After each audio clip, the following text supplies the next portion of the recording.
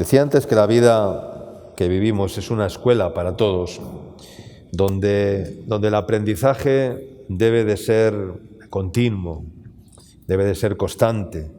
Y la sabiduría consiste, pues, ¿en qué consiste la sabiduría? Pues, para mí la sabiduría consiste en cometer menos errores cada día, en errar cada vez menos. La vida es un examen constante.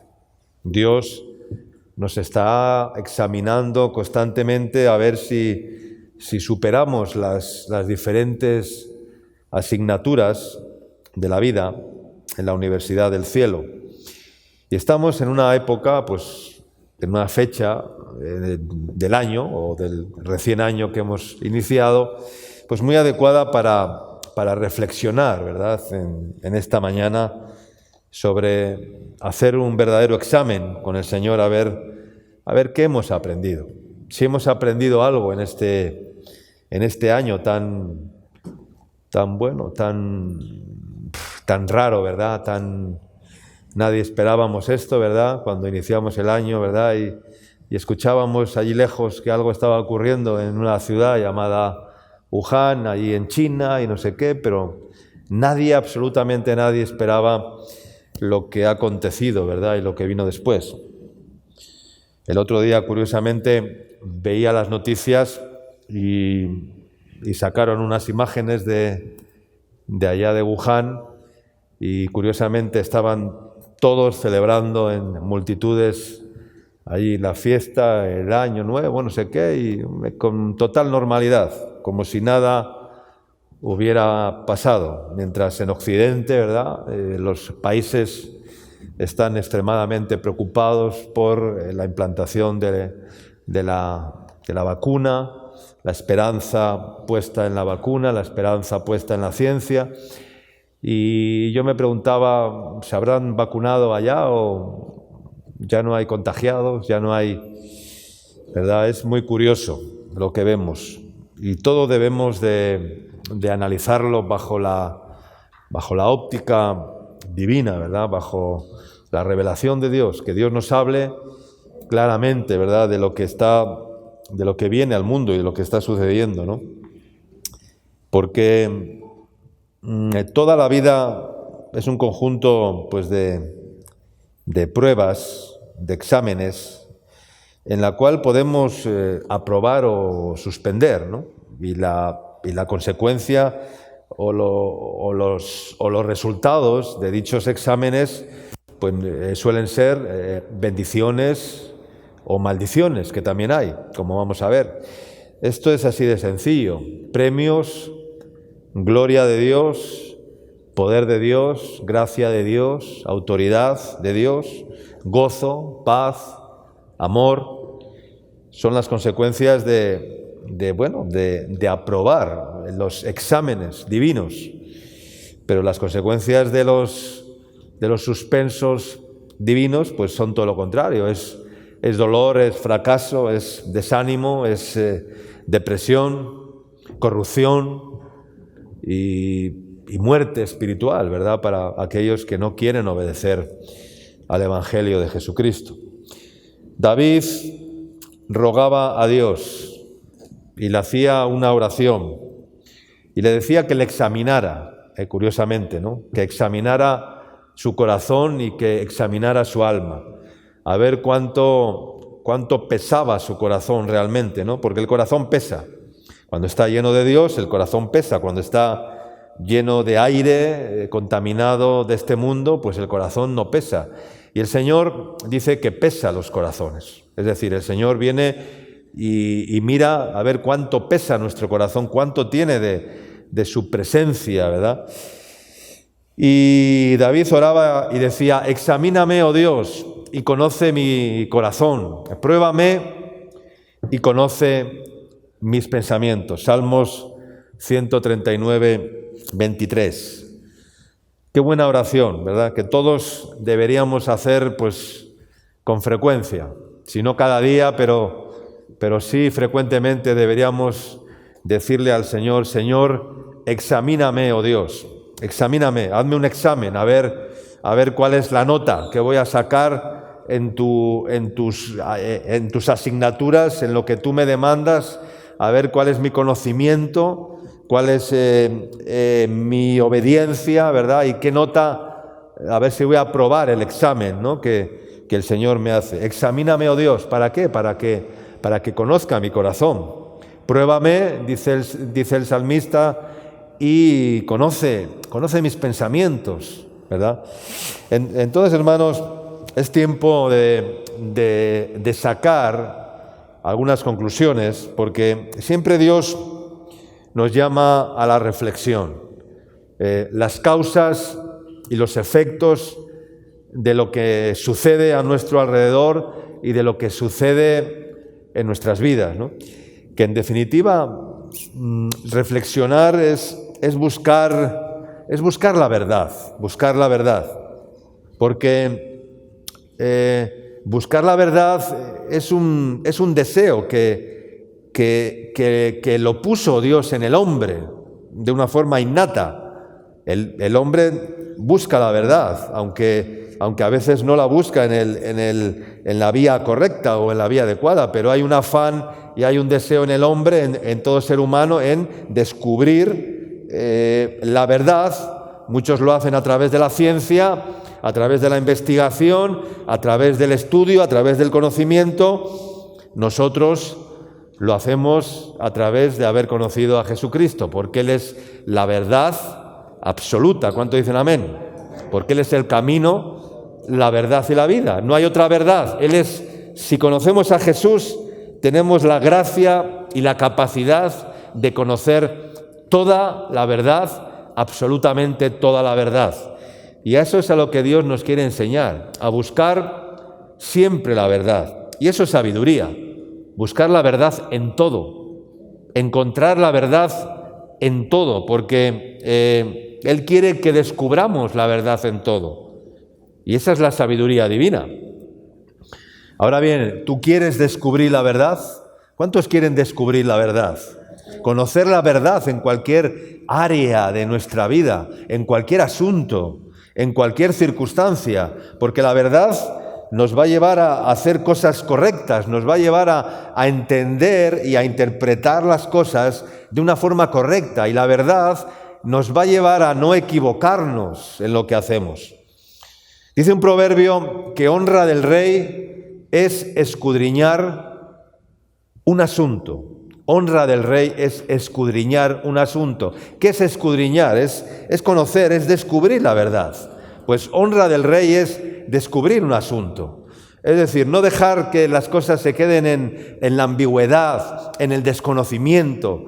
Es como el investigador que investiga algo, ¿verdad? Y están investigando hasta que encuentran lo más aproximado o lo más exacto a la verdad. Y dedican horas y horas y horas a estar investigando para descubrir la verdad a través de la ciencia. Pero el fin es descubrir la verdad, encontrar la verdad, encontrar la solución, ¿verdad? Llevan los investigadores todo este año, varios meses, los laboratorios, buscando descubrir la vacuna que sea efectiva, ¿verdad? Al 100%. No lo han conseguido. Unos hablan de que es el 90%, otros pero son todo especulaciones, porque no se puede comprobar si una vacuna realmente es efectiva. Las vacunas que han funcionado durante años y que se han experimentado han llegado a la conclusión de que han tenido que dedicar varios años a comprobar que realmente la vacuna era efectiva. La vacuna que ahora están poniendo es como una prueba, es un experimento, a ver si funciona.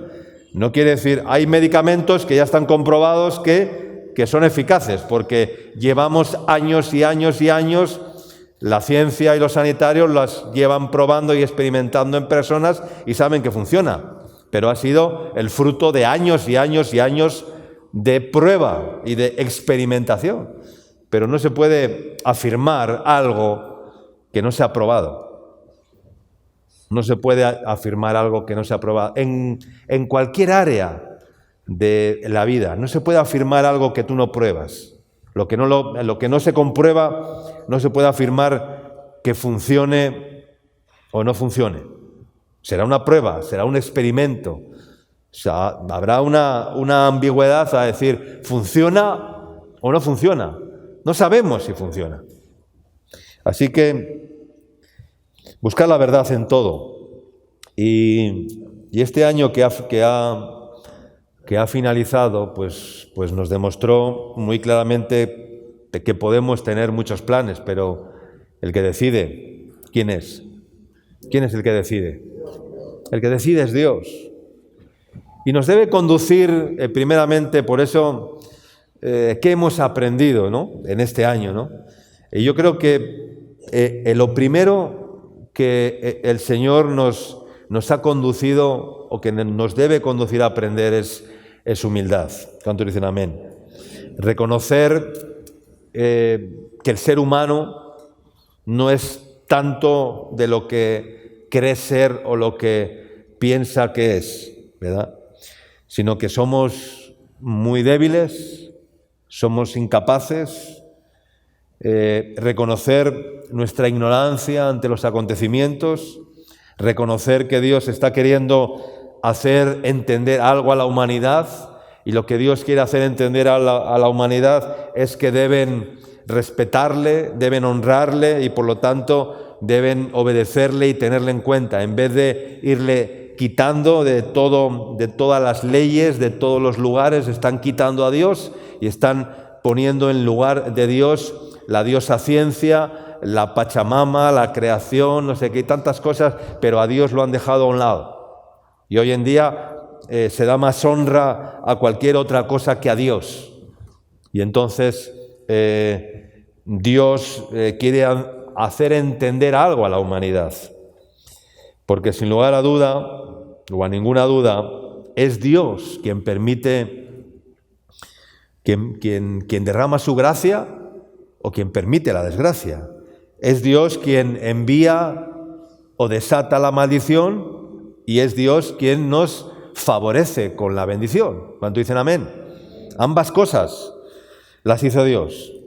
Porque dice la palabra en Proverbios capítulo 26, leamos Proverbios 26, versículos 2 y 3. Dice así: como el gorrión en su vagar y como la golondrina en su vuelo, así la maldición, dice, que nunca vendrá sin causa. La maldición nunca vendrá sin causa. El látigo para el caballo, el cabestro para el asno y la vara, ¿para quién? Para la espalda del necio. Aquí Dios está hablando muy claramente. Dice que la maldición nunca vendrá sin causa. Nunca vendrá sin causa. Y debemos considerar claramente que lo que está aconteciendo en el mundo es un azote de Dios. Yo no tengo ninguna duda. Es un azote de Dios. Como cuando papá le da un azote al niño rebelde porque se ha portado mal, porque ha sido desobediente, porque ha faltado el respeto a su padre, a su papá. Pues esto es un azote a gran escala del Creador. Al mundo entero porque las criaturas humanas se empeñan en menospreciar a Dios y en intentar eliminar a Dios absolutamente de todo. O sea, borrar a Dios del mapa, quitar a Dios de las leyes, quitar a Dios de la política, quitar a Dios de las leyes establecidas en el mundo, quitar a Dios de las escuelas, quitar a Dios de los colegios, quitar a Dios de las universidades, quitar a Dios de la educación, quitar a Dios de la información, quitar a Dios de todo ámbito. Y eso es lo que está consiguiendo hacer el mundo. Han quitado a Dios. Hace muchos años la religión era el primer poder. Ahora es el quinto poder. Si analizáramos los 5 dedos, el primer poder ahora mismo en el mundo, ¿cuál es? Es el mamón, que es el dinero. Ese es el primer poder. El segundo poder, ¿cuál es? Es la información. La información es el segundo poder. La información está totalmente manipulada por los gobernantes, por los Illuminati, por la masonería, por la falsa ciencia, por el nuevo orden mundial. Así está la información, está totalmente manipulada. Los medios de comunicación informan de lo que dicen los políticos o los gobernantes que deben informar. Es el segundo poder, la información. El tercer poder es la política. El cuarto poder es la educación. Y el quinto poder es la religión. Hace años era el primer poder, era la religión. La religión ha sido siempre el mayor poder a lo largo de la historia. Las religiones han dominado el mundo, ¿verdad? Luego han provocado ciertas hecatombes también, pero han dominado el mundo y han ejercitado mucho poder. Pero ahora parece que todo aquello que es Dios está quitado de esta sociedad. Y por lo tanto, como consecuencia de la humildad, después la humildad nos debe llevar a un acto claro de arrepentimiento, a un cambio de mente. Muchos en estos días, ¿verdad?, de Navidades, de fin de año, pues vemos cómo las redes sociales se han inundado con mensajes, ¿verdad?, de augurar un mejor año, ¿verdad?, de desear un 2021 en el cual todo cambie y que volvamos a la normalidad y que el mundo vuelva a ser como antes y que podamos hacer lo mismo que hacíamos antes y que podamos vivir como vivíamos antes. Eso han sido los mejores deseos que los seres humanos se han transmitido los unos a los otros. Pero, hermanos, nada va a cambiar si en nosotros no hay un verdadero cambio, si en el hombre no hay un verdadero cambio. Si el hombre no cambia, la sociedad no va a cambiar. ¿Cuánto dicen amén? Nuestro mundo, nuestra sociedad, nuestras sociedades van a cambiar cuando los seres humanos cambien. Y por eso dice la palabra de Dios en 2 de Crónicas 7:14, un versículo que los evangélicos pues proclaman y hacen elocuencia con este versículo que dice: si se humillare mi pueblo, sobre el cual mi nombre es invocado. Primero dice sobre el cual mi nombre es invocado. Luego dice y oraren, porque el Señor nos llama a la oración. Y oraren, y buscaren mi rostro, dice el Señor, y se convirtieren de sus malos caminos. Hay unos condicionantes aquí impresionantes. Dice: si se humillare mi pueblo, sobre el cual mi nombre es invocado, y oraren y buscaren mi rostro, y se convirtieren de sus malos caminos, entonces, dice el Señor, yo oiré desde los cielos. Entonces, pero antes no. Los cielos permanecen cerrados cuando no hay una invocación del nombre de Dios, cuando no hay una oración verdadera, una oración de contrición, una oración de humillación, una oración de dolor. No estoy hablando de la oración religiosa a la que estamos acostumbrados a escuchar, sino una verdadera oración, un verdadero clamor delante de Dios. Esa es la verdadera oración que Dios está esperando oír. Y buscar en mi rostro y se convirtieren, dice, de sus malos caminos. Está hablando de arrepentimiento verdadero. Entonces, dice el Señor, yo iré desde los cielos. Y entonces, dice el Señor, perdonaré su pecado y sanaré su tierra.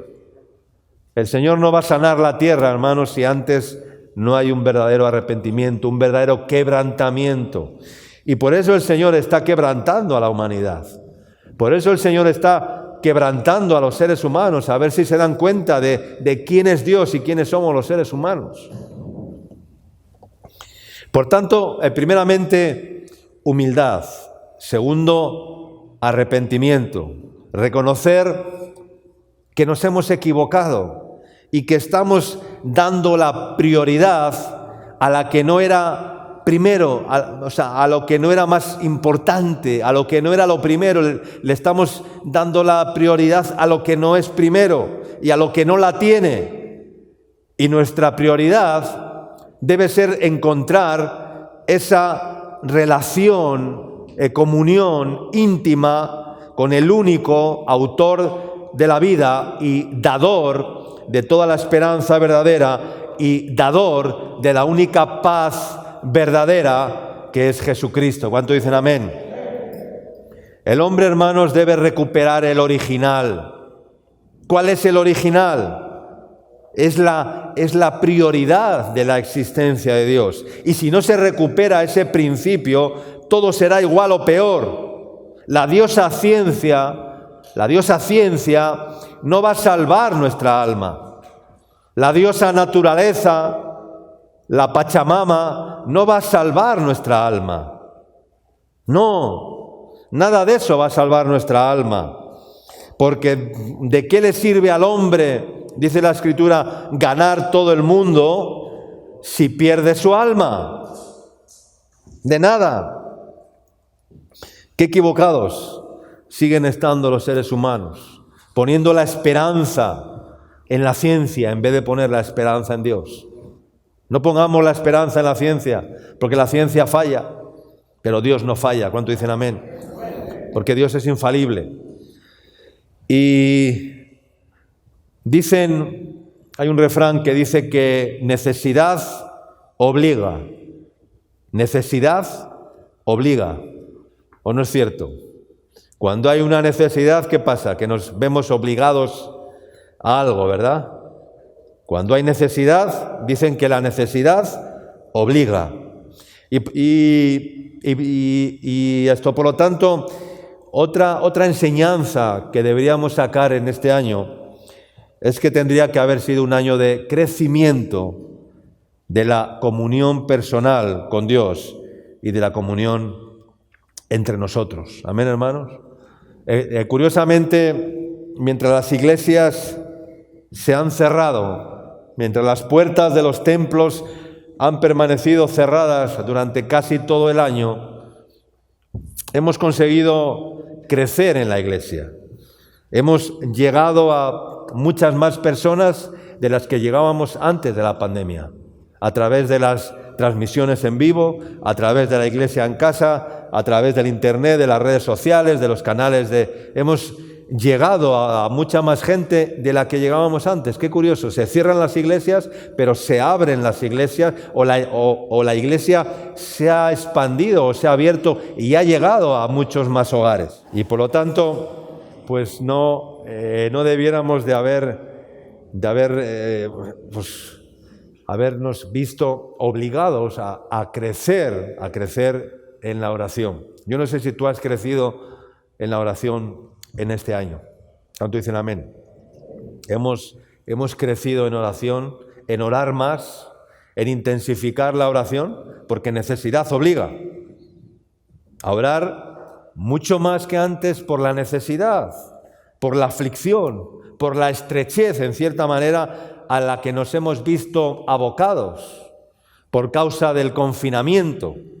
¿Sabes cuál ha sido la palabra declarada palabra del año por la Real Academia Española, palabra del año 2020? ¿Sabes cuál ha sido? Confinamiento. Confinamiento. Había otras palabras: pandemia, COVID-19, teletrabajo y tantas cosas más, distanciamiento social. Pero la palabra declarada palabra del año 2020 ha sido confinamiento. Curiosamente, falta de libertad, falta de libertades, tener a las masas humanas encerradas, ¿verdad? Encerradas, confinadas, sin poder viajar, sin poder salir, sin poder entrar, sin poder ir a ciertos lugares, con restricciones y más restricciones, confinamientos y confinamientos, toques de queda, estados de excepción, estados de emergencia, prohibida la libre circulación. Estamos hablando de algo apocalíptico, casi por decirlo de alguna manera. De hecho, el lema que se está barajando o analizando escoger en el ministerio para el año 2021 es Apocalipsis. No porque no queramos hablar del mal y en términos apocalípticos como... No, sino que la palabra Apocalipsis quiere decir revelación. Es sabiduría de Dios. Eso es Apocalipsis, revelación de Dios. Es un libro que a algunos les asusta, que a otros les da miedo, que otros no lo entienden, pero es un libro que tiene una gran revelación si nos metemos a nadar en ese río pidiendo la revelación de Dios, ¿no? Oportuna, ¿no? Entonces, hermanos, hemos aprendido a orar, a clamar a Dios, a experimentar las respuestas de Dios y ver cómo los que se obstinan sufrirán las consecuencias, porque no existe la casualidad, de ninguna manera.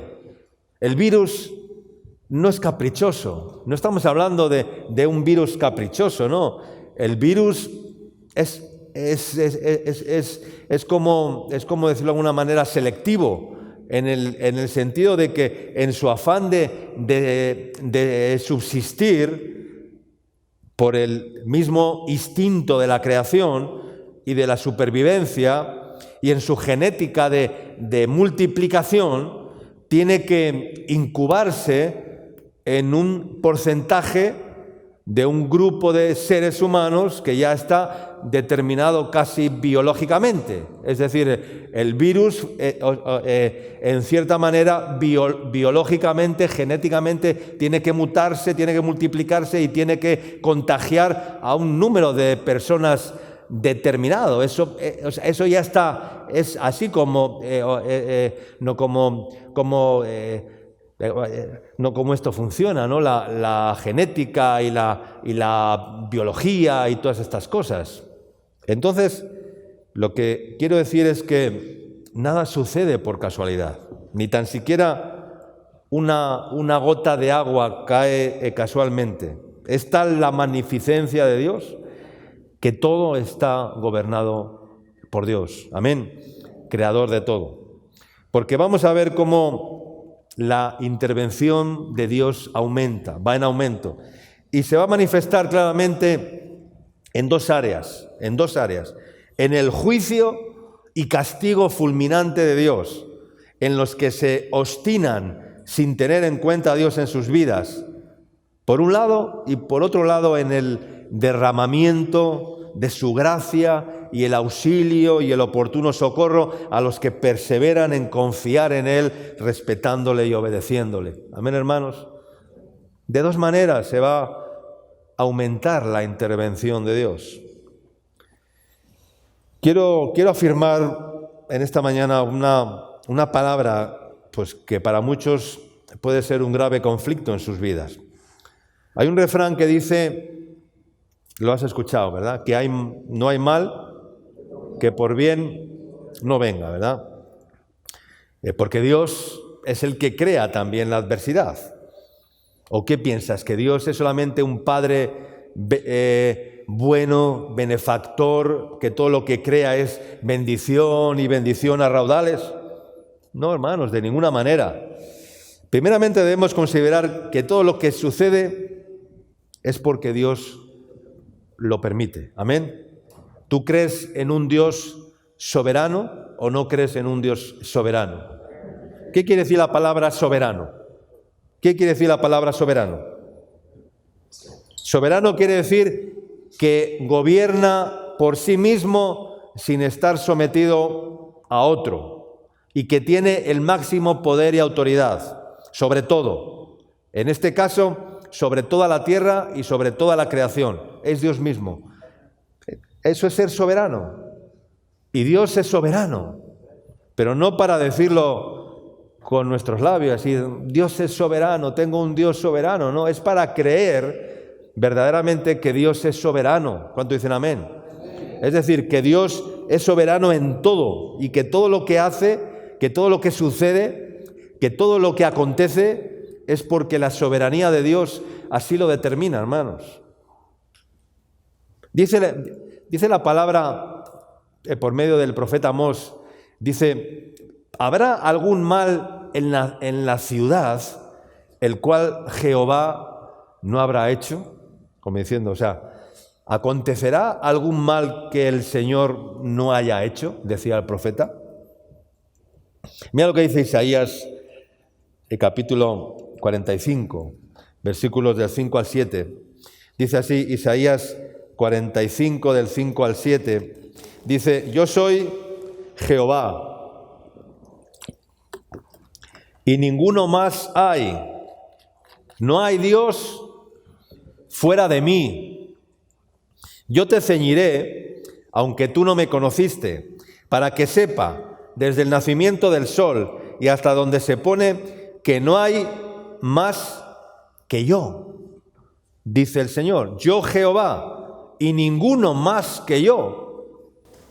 No hay nadie más y no hay ninguno más que yo, ni ninguno mayor que yo, dice el Señor. Es como diciendo, yo soy el único, yo soy el soberano Dios, no hay otro Dios fuera de mí, no hay Dios mayor que yo, no hay nadie más que yo, dice. Yo soy el único, yo Jehová, y ninguno más que yo, que formo la luz, dice, y creo las tinieblas, que hago la paz, ¿y qué más? ¿Y creo qué? Y creo la adversidad. Yo Jehová soy el que hago ¿qué? El que hago todo esto. ¿Quién es el que hace todo esto? Yo Jehová, yo el Señor, yo soy el que hago todo esto, dice el Señor. Este es el encargo de Dios para Ciro, su ungido, un ungido de Dios. Si eres un ungido del Señor, si eres un hijo de Dios, este mensaje es también para ti, para mí. Yo soy el Señor y no hay nadie más fuera de mí, para que sepan desde el nacimiento del sol hasta donde se pone el sol, que no hay más que yo, ninguno más que yo. Y lo repite varias veces, que formo la luz y creo las tinieblas, que hago la paz, pero también creo la adversidad. Yo soy el que hago todo esto. ¿Quién hace la paz y hace la adversidad? El Señor. Es la armonía entre la paz y la adversidad, entre lo dulce y lo amargo, entre el gozo de la paz y la aflicción y el sufrimiento y el dolor de la adversidad. Decía Eclesiastés, el sabio Salomón, en el día del bien, goza del bien, y en el día del mal, dice, considera, porque Dios hizo tanto lo uno como lo otro, a fin de que el hombre nada halle después de él. Como decir, yo soy, o sea, no hay nada fuera de mí. Es decir, es como si quieres, aquí está Dios, Dios tiene unos límites establecidos y fuera, ni para derecha, ni para izquierda, ni para arriba, ni para abajo, no hay nada fuera de Dios, no hay nada fuera de mí, dice el Señor. Y yo soy el que hago esto, dice. En el día del bien, goza del bien. En el día del mal, considera, porque Dios hizo tanto lo uno como lo otro, para que el hombre nada halle después de él, para que el hombre entienda que es Dios quien decide las cosas, que es Dios quien determina todas, absolutamente todas las cosas, que no depende de ti ni de mí, que no depende de, que es Dios quien ata o desata, es Dios quien abre o cierra, es Dios quien bendice o quien maldice y castiga, es Dios. Dios envió serpientes que mordían al pueblo de Israel en el desierto. No las envió el diablo. ¿Quién envió las serpientes? Lee la Biblia, dice que Dios envió serpientes que mordían al pueblo. Sí, Después levantó un asta de toro para que todo el que había sido mordido por la serpiente mirasen al asta de toro que había levantado en el desierto y fueran sanados. Pero Dios es el que hace la llaga y Él es el que la cura. Él es el que hace la herida y Él es el que sana la herida. ¿Cuánto dicen amén? Yo soy el que hago la herida, dice el Señor, y yo soy el que sano la herida. Pero hermanos, nos hemos acostumbrado, la mayoría de los cristianos, no yo no, pero muchos sí, a usar vocabulario evangélico positivo, optimista, a usar ese vocabulario requete evangélico de bendiciones, confesando. Muchas veces a mí ya me hastía escuchar a aquellos que proclaman lo que no viven en sus vidas y proclaman una realidad en sus vidas que no existe, que no es. Hablan lo que han oído, pero no lo que han vivido, lo que han experimentado. Hablan de una cosa porque todos hablan de eso y entonces hay que hablar de eso. Todos hablan de avivamiento, pues vamos a hablar de avivamiento. Todos hablan de unción, pues vamos a hablar de unción. Todos hablan de ríos pues vamos a hablar de ríos de bendición, pero no porque lo experimenten, porque es lo que gusta, es lo que suena, es lo que llama la atención. Entonces, vocabulario positivo, pero nadie habla de arrepentimiento. Cuando los pastores se reúnen, no se reúnen para hablar de quebrantamiento, no se reúnen para predicar de arrepentimiento verdadero, no se reúnen para orar y doblar las rodillas delante de Dios, se reúnen para proclamar el año de no sé qué, el año de la restauración, el año del avivamiento, el año de la multiplicación, el año de la prosperidad, en definitiva. Entonces, hermanos, no quiero decir que de ninguna manera vamos a desear que Dios haga ningún mal para que vengan bienes. No estoy hablando de eso. Yo no deseo el mal, ni nadie. Vamos a desear, claro, no hay mal que por bien no venga, entonces vamos a desear males para que vengan bienes. No estamos hablando de eso. Pero sí creo que Dios está provocando una oportunidad nueva, para que muchos se rindan incondicionalmente al Señor y que otros se salven y lleguen al conocimiento de la verdad, porque todo está bajo el plan de Dios y la omnipotencia de Dios, que es manifestar su amor, porque muchos rechazan las bondades de Dios para dejarse seducir por su amor puro y lo rechazan. Entonces Dios tiene que ejecutar su plan, que no es otro sino salvar. Dios quiere salvar al mayor número de personas. Dios no ha cambiado de plan. ¿O te piensas que Dios, el plan de Dios sigue siendo el mismo? Salvar al mayor número de personas en la humanidad. Ese es el plan de Dios. Y si Dios tiene que usar métodos a veces que puedan parecer como medio, pues Dios los usará para que el hombre nada halle después de él. Amén, hermanos. Pero leamos la palabra que dije anteriormente que quería afirmar hoy, para que realmente crezcamos en sabiduría y en madurez con respecto a la soberanía de Dios. Es un versículo muy conocido, Romanos 8, 28 al 32. Lo hemos leído, lo hemos recitado, lo sabemos de memoria, pero realmente, hermanos, vamos a vivir este versículo. Vívelo, no lo tengas ahí como algo que has aprendido, no, sino como algo que vives cada día en tu vida. ¿Cuánto dicen amén? Diga conmigo, y sabemos que a los que aman a Dios, ¿tú amas a Dios? ¿Amas a Dios? ¿Estás amando a Dios? Porque primero hay que amar a Dios. Dice, y sabemos que a los que aman a Dios, no es a todos. Esto no es para todos. A ver, no hay nada que sea para, no hay absolutismo en esto. Es decir, esto no es para todos, es para algunos.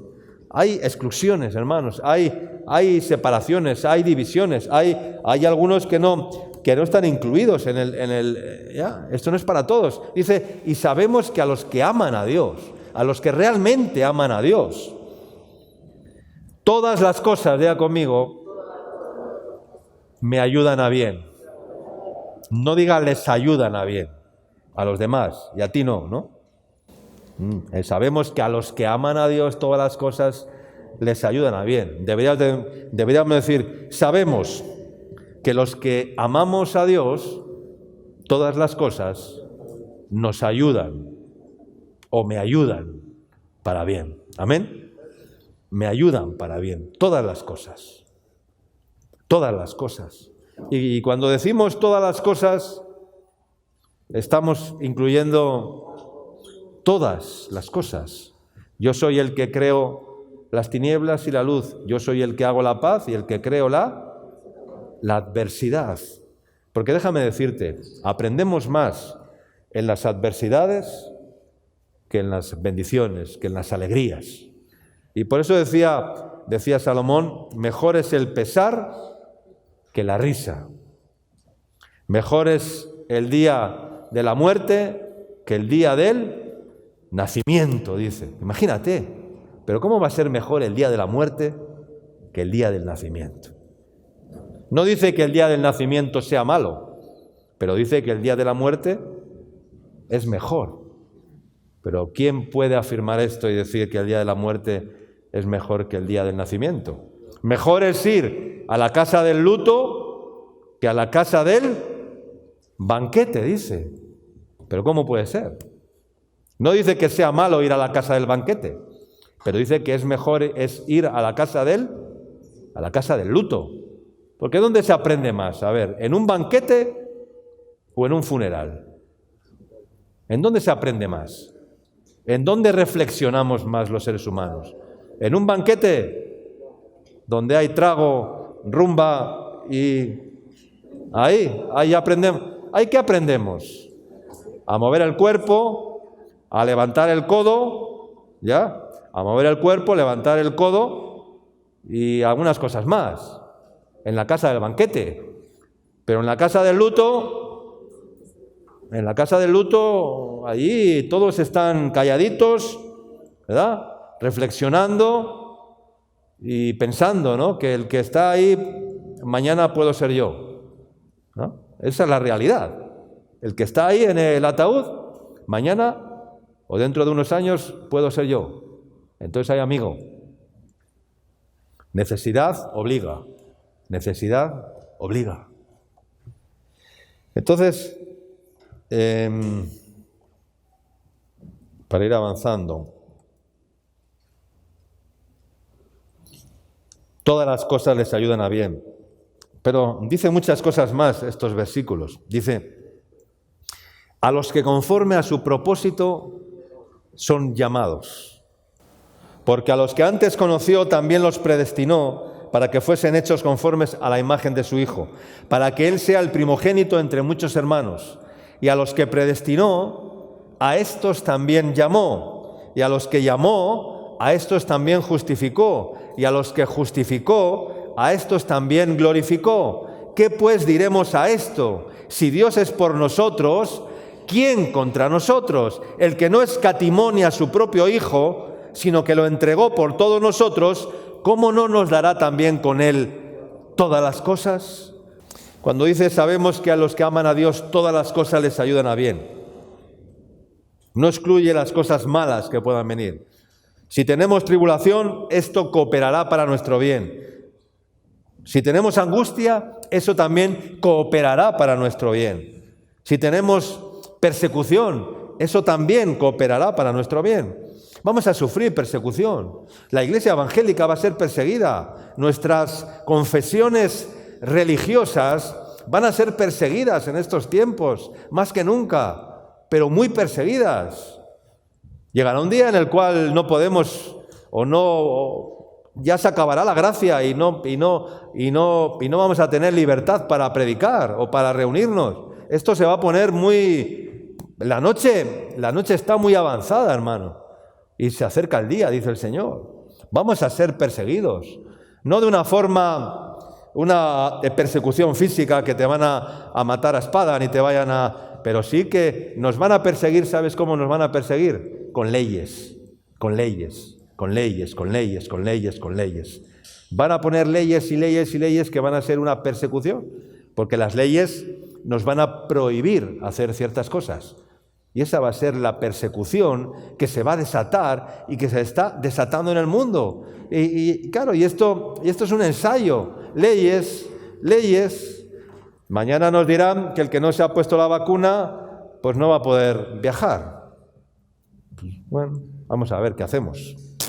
Claro, yo estoy en mi país, no tengo problema.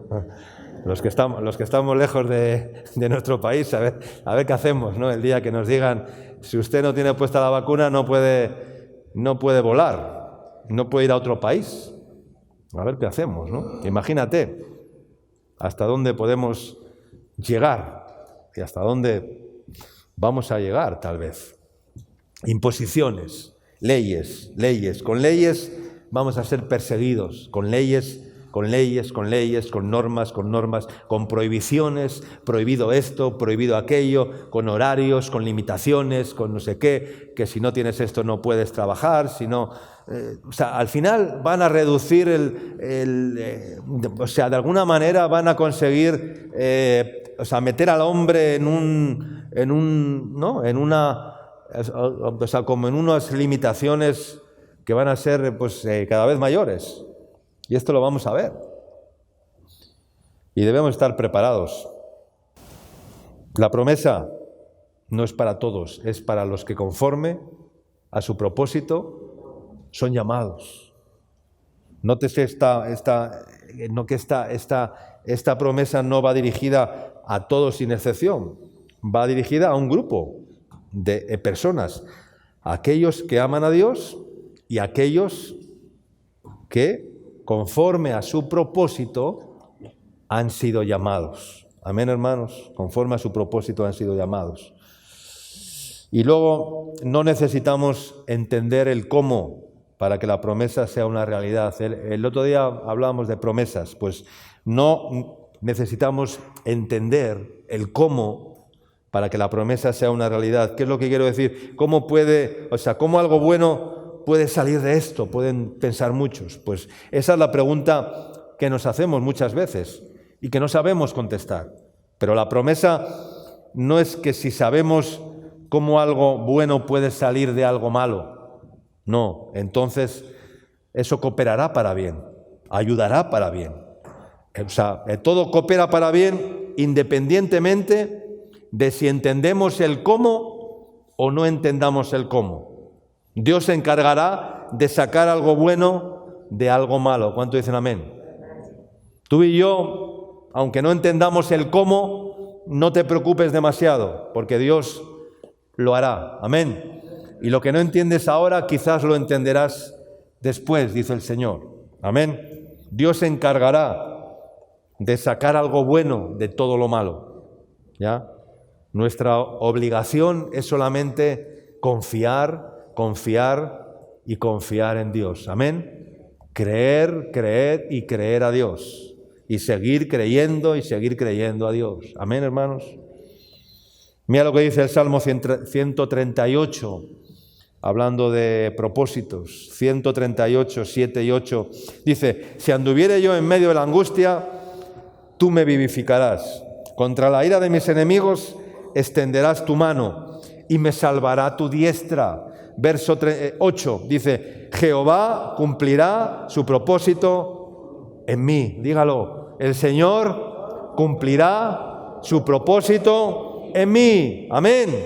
El Señor cumplirá su propósito en mí. Tu misericordia, oh Yahvé, es para siempre. No desampares la obra de tus manos. Amén. No desampares la obra de tus manos. ¿Y quiénes somos la obra de sus manos? Tú y yo somos obra de las manos de Dios. ¿Estamos en manos de quién? En manos del alfarero. En sus manos. David sabía que tenía un plan para su vida y que a través de cada vivencia, de cada experiencia, de cada circunstancia, él estaba como el alfarero, dándole forma. Y tanto a David como al plan que tenía para con él. Y él pedía: no desampares la obra de tus manos, como queriéndole decir al Señor: lo que comenzaste en mí, Señor, termínalo. No dejes que la obra se quede inconclusa. Continúa dándole forma con tus manos y cumple en mi vida tu propósito. Amén, hermanos. Y en medio de toda circunstancia, sea de la naturaleza que sea, tenemos que creer que el Señor cumplirá su propósito en mí. Amén. Y que el ambiente, las circunstancias que nos rodean, aunque no nos gusten, son las propicias, son las esenciales, son las precisas, el terreno fértil y abonado para que en ese propósito se cumpla en mi vida. Amén. El Señor Jesús, estando en el Getsemaní, hay un versículo que dice en Hebreos, dice que aunque era hijo, por lo que padeció, aprendió ¿qué? ¿Qué dice? La obediencia. Hebreos capítulo 5 dice que Jesús, Cristo, dice, en los días de su carne, ofreciendo ruegos y súplicas, dice, con gran clamor y lágrimas al que lo podía librar de la muerte, dice, fue oído a causa de su temor reverente. Dice, y aunque era hijo, dice, por lo que padeció, aprendió la obediencia. Por lo que padeció, aprendió la obediencia. Parece ser que la obediencia se aprende cuando padecemos, ¿verdad? Cuando sufrimos, cuando somos afligidos, cuando somos probados, aprendemos obediencia. Y Jesús dice que en los días de su carne, en vida como hombre, ofreció ruegos y súplicas al que lo podía librar de la muerte, porque Jesús oró al Padre y dijo, Padre, si es posible que pase de mí este cáliz, esta copa, pero si la he de beber, pues la beberé, pero si es posible que pase de mí. Es decir, Jesús oraba al Padre, o sea, diciendo, si hay otro camino, Señor, hazlo tú, o Padre, de alguna manera, pero si he de sufrir y he de pasar por esto, aquí estoy dispuesto, ¿no? Y luego dice, y aunque era hijo, por lo que padeció, aprendió la obediencia. Entonces, Jesús entendió esto muy bien en el Getsemaní, donde bebió el cáliz amargo del dolor, del sufrimiento, ¿no? Como una preparación para dar el último paso, ¿no? Un paso al frente. Dice que se apartó de sus discípulos como a un tiro de piedra, se quedó solo, ¿verdad? Ahí en el huerto de Getsemaní, después de haber estado toda la noche orando, mientras sus discípulos se habían quedado dormidos. Entonces ya Jesús, por tercera vez, al ver que sus discípulos dormían, dice que se apartó de ellos como un tiro de piedra, se arrodilló y oró al Padre. Y oró de esa manera, si quieres que pase de mí esta copa, pero que no se haga mi voluntad, sino la tuya, ¿no? Y leemos que en ese instante dice que se le apareció, ¿quién? Un ángel del Señor, ¿para qué? Para fortalecerle. Se le apareció un ángel del Señor para fortalecerle. Y esto es hermoso. Siempre hay un ángel del Señor, un ángel custodio, ¿verdad? Que es el que que se va a aparecer cuando lo necesitamos. Pero hay muchos que no ven el ángel, no quieren ver el ángel, no quieren verlo. Y piensan que un ángel es esos que estamos acostumbrados a ver con alitas, ¿verdad? Y cuando se dan besitos los enamorados, ¿cómo se llama? Es el pulido ese. Pero no, hay un ángel verdadero de Dios a nuestro lado para fortalecernos. Es para fortalecernos cuando estamos en momentos de angustia, en momentos de debilidad, en momentos de... Hay un ángel del Señor, como se le apareció al Señor, como se le apareció a Daniel cuando estaba débil ahí en aquella visión que tuvo, como se le apareció a un ángel. Siempre hay un ángel del Señor. Unos versículos más en Salmos, en el capítulo 119. versos 67 al 71. Salmos 119, 67 al 71. Dice, antes que fuera yo humillado, descarriado andaba. ¿Quiénes han andado descarriados? Que levanten la mano. ¿Quiénes andan descarriados todavía? ¿Hay algún descarriado por aquí todavía? Que anda todavía, que no ha encontrado todavía el redil, el rebaño, al buen pastor. Dice, antes que fuera yo humillado, descarriado andaba. Andaba descarriado, pero antes, dice, de que fuera yo humillado, descarriado andaba. Mas ahora guardo tu palabra. Bueno eres tú y bienhechor. Enséñame tus estatutos. Contra mí forjaron mentira los soberbios, mas yo guardaré de todo corazón tus mandamientos. Se engrosó el corazón de ellos como sebo, mas yo en tu ley me he regocijado. Bueno, diga conmigo, bueno me es haber sido humillado, para que aprenda ¿qué? Para que aprenda tus estatutos. Bueno me es haber sido humillado. Necesitamos ser humillados. Necesitamos humildad, como decía al principio. Bueno me es haber sido humillado para que aprenda, para que aprenda. Estamos hablando de aprender, estamos hablando de que estamos en una escuela.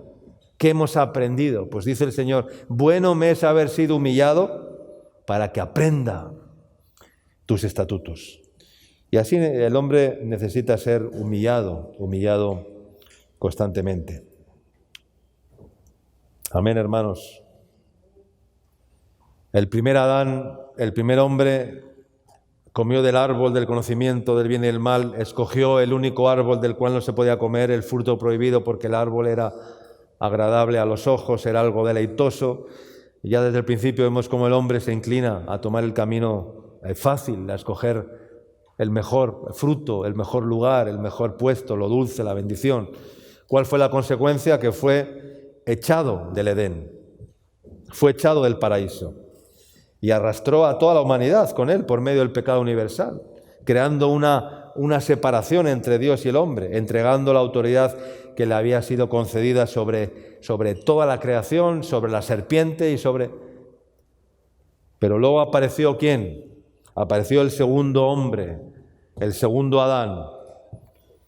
Este fue el que bebió del cáliz del dolor, y con el gozo puesto delante de él, dice, sufrió la cruz, menospreciando lo oprobio. ¿Y cuál fue el resultado? Venció a Satanás, venció la muerte, venció el pecado y nos abrió un camino nuevo y vivo a través del velo para recuperar su creación, para recuperar lo que se había perdido, y nos hizo regresar al lugar original, al paraíso, donde está Cristo sentado a la diestra del Padre, para ocupar también un lugar allá. Entonces, ¿merecerá la pena, pregunto, regresar a dónde? Regresar al modelo original, regresar al lugar original. Ahí es donde el Señor nos quiere llevar, a regresar al original, a regresar al lugar de donde Él nos creó, porque Dios puso al hombre en el huerto del Edén. Amén. Para que se gozara, para que comiera de todos los frutos que había en el huerto, menos de uno, donde podía andar desnudo y no se avergonzaba. Es decir, era un paraíso. Y el Señor nos quiere regresar ahí, a ese mismo lugar, al original. Pero hay que humillarse. Si se humillare mi pueblo, sobre el cual mi nombre es invocado, y orar, entonces perdonaré sus pecados y sanaré su tierra, y nos devolverá al lugar de donde fuimos creados, para experimentar el propósito para el que fuimos creados. Amén. Quiero terminar y dejarles una palabra, los buenos deseos del apóstol Juan en su carta dirigida a un anciano de la iglesia llamado Gayo. Esto está escrito en Tercera de Juan, capítulo 1, versículos 2 al 4. Dice así, y este es mi deseo para con ustedes. Dice, amados o amado, yo deseo que tú seas prosperado en todas las cosas, y que tengas salud, ¿verdad? Como cantan esa canción, ¿no? Que dice, 3 cosas hay en la vida, ¿no? No sé quién cantaba esa canción, ¿no?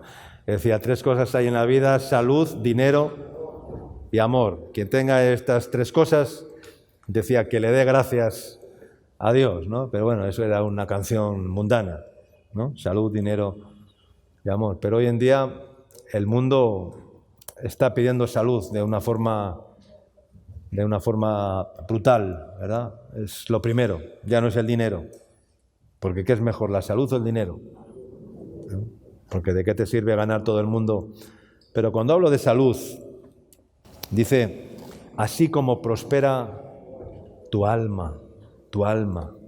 ¿Y cómo va a prosperar nuestra alma, hermanos? ¿Cómo va a prosperar? Porque cuando hablamos de prosperar, hablamos de algo que vemos, de algo que es aumentado, de cómo se aumentan las riquezas, de cómo se aumentan los bienes, de cómo se aumenta la economía, ¿no? Eso es lo que entendemos por prosperidad. Yo deseo, dice, que seas prosperado en todas las cosas y que tengas salud, así como prospera tu alma, así como crece tu alma, aumenta tu alma. ¿En qué tiene que aumentar nuestra alma? Pues en frutos, en conocimiento de Dios, en amor, en fe, en pureza, en santidad, en conocimiento de Dios. Así es como prospera nuestra alma.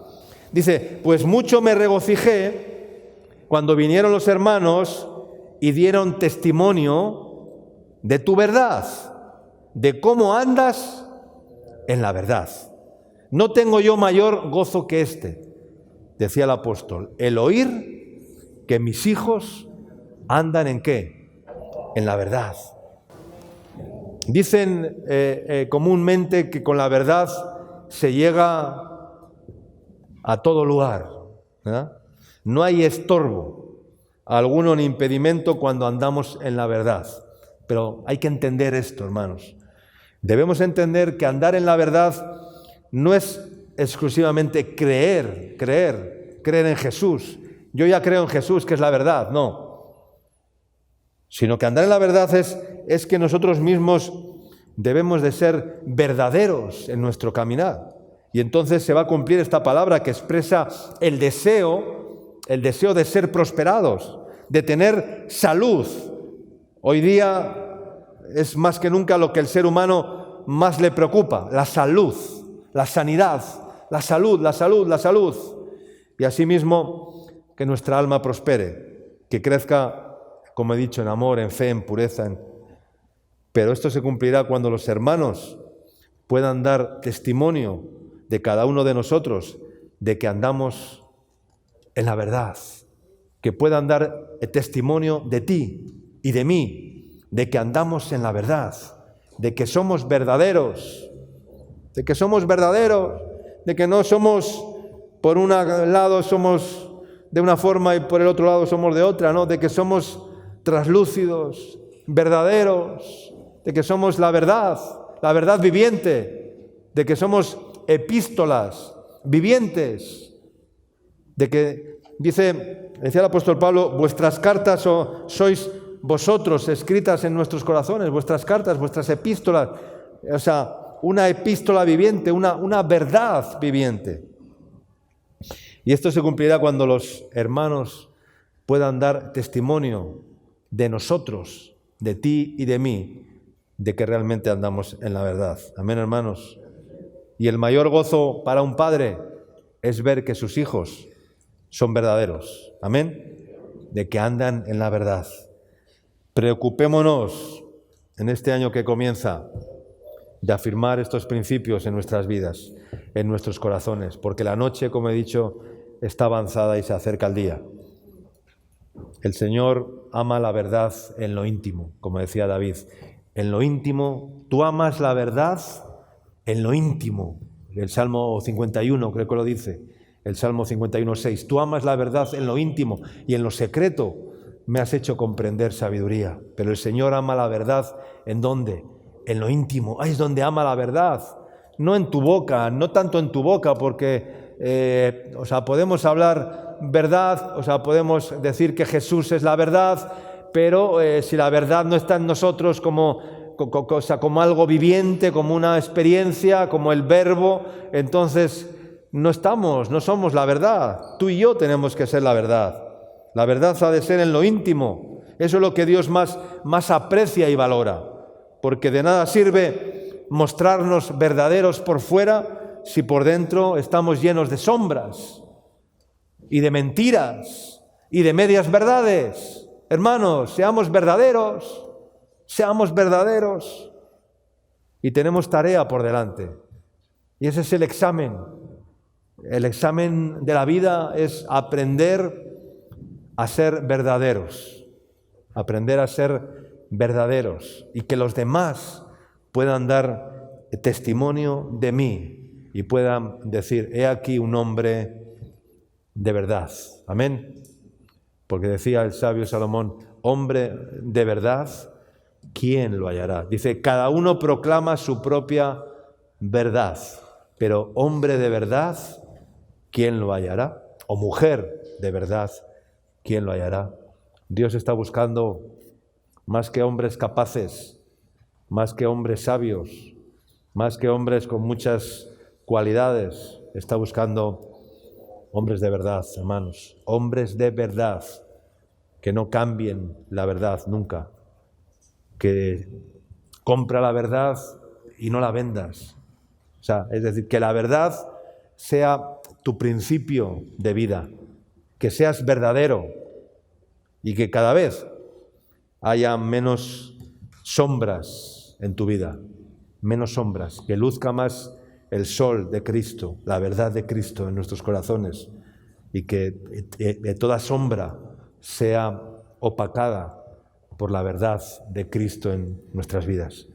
Y si así andamos, entonces ese deseo de Dios a través del apóstol se cumplirá y el Señor prosperará. Dice, yo deseo que seas prosperado en todas las cosas y que tengas salud, así como prospera tu alma. Amén.